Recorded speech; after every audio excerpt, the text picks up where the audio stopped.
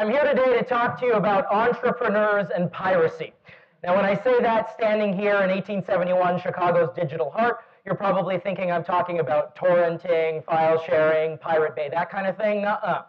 I'm talking about entrepreneurs and your classic sort of 17th, 18th century pirates, yo-ho-ho, bottle of rum, Davy Jones' locker, all that. So who am I to talk about this? Well, as mentioned, I'm a lawyer. Yes, I passed the bar. I get to work with entrepreneurs as part of my career. They're not all as good looking as these people, but I do get to work with entrepreneurs. And I love entrepreneurs. They're passionate. They're not afraid to take risks. They're a great bunch of people. I have another love, too. I've got about a 4-year-old boy's love of pirates, which was rekindled when I had a son, who in this picture is 4, standing with a couple of pirates.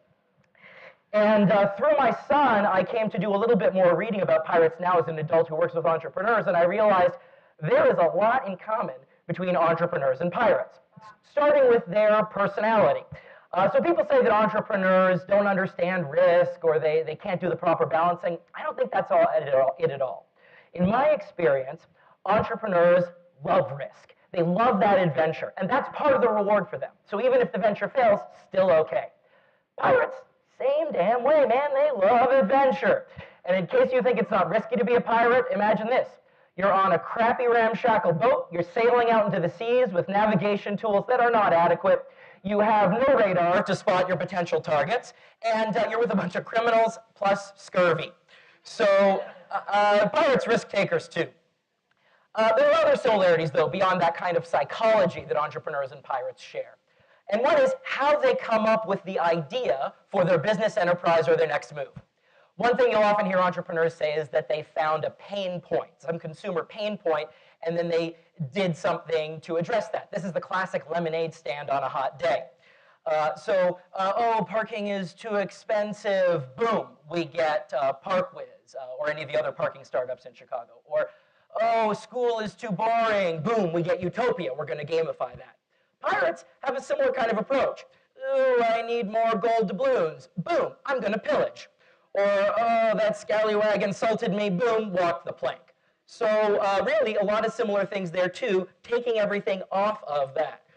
Pirates use their existing expertise. Most pirates in the classic pirate era started as sailors in legal enterprises, then used their map reading and other skills to move on into piracy.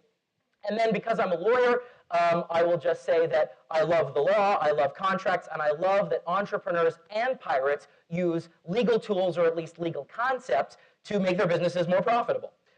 Take trademark law, for example. We tell our clients trademark is one of the most important assets they can have, their brand. So if you think of a brand like Grubhub, well, I know that I'm going to get a large variety of food I can choose. I know it'll be delivered fast. If you think of a brand like the Jolly Roger, I know I'm in for some crap if I see that boat approaching me and they're flying that flag. See, I am immediately like, please take my treasure, take my booty, anything you would like, just get out of here. I recognize the brand. That's one key way. Another way that entrepreneurs and pirates use the law is in having written contracts to put their business deals in writing. We tell our entrepreneurs, sign an operating agreement if you're an LLC, sign a shareholders agreement if you're a corporation, put the deal among the owners in writings.